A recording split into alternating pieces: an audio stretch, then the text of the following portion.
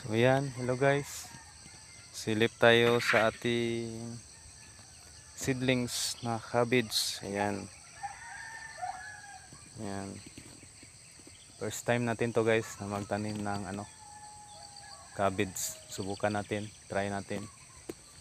So dito natin yan itatanim. So siguro ma-transplant natin to this coming last week this month or first week of July. Yan.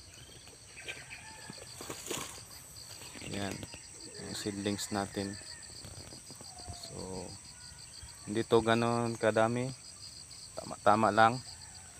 Nasa around ano lang mga 30k seeds lang yata to yung natin seedlings natin. So hindi yan fix na abot ng 30k kasi may mga diyan namatay, hindi tumuloy. Ayan. Yung dalawang variety to guys, diyan Mighty Ball, dito ay Lucky Ball. Ayan.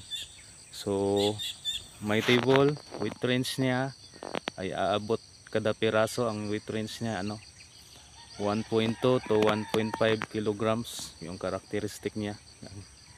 Yung kilos niya 55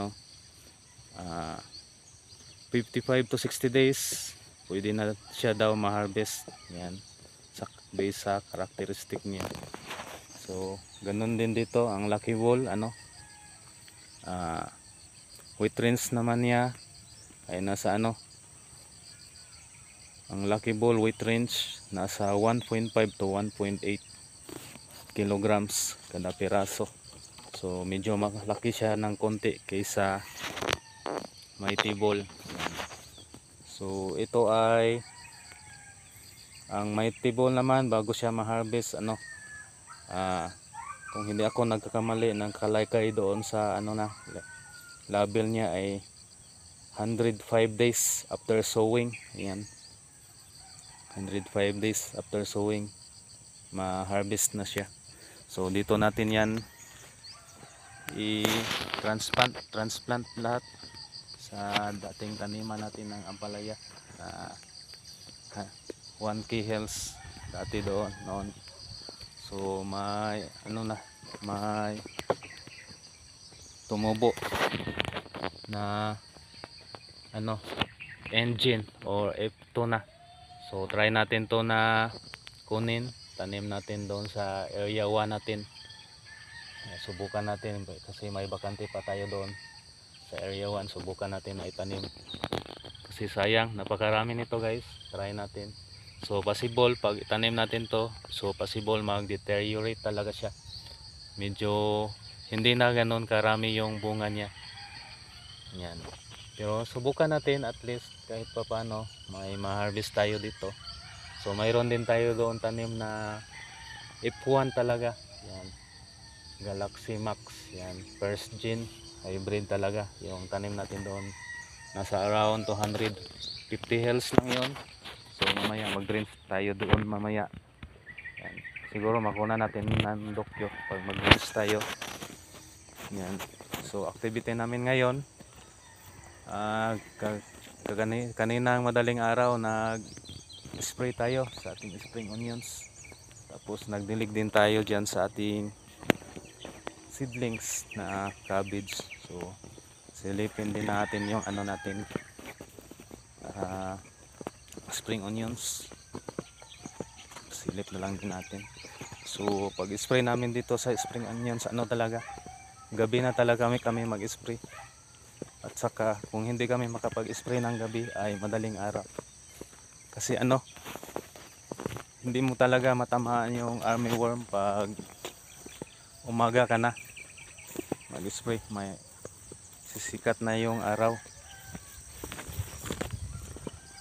Kasi contact na insecticide lang gamit natin. Yan. Ang AI na gamit natin mag-spray kanina chlorophyll repose. Yan. Contact insecticide. Yan. So malapit na to guys, nasa around 2 weeks to 3 weeks na lang pwede na to siya i-harvest. Yan, pwede na to ma-harvest.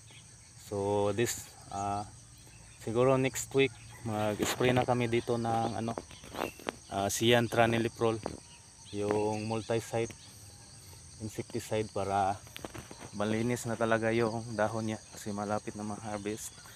Kasi may mga para mawala na talaga tong ano, mga armyworm na nandito sa loob ng dahon.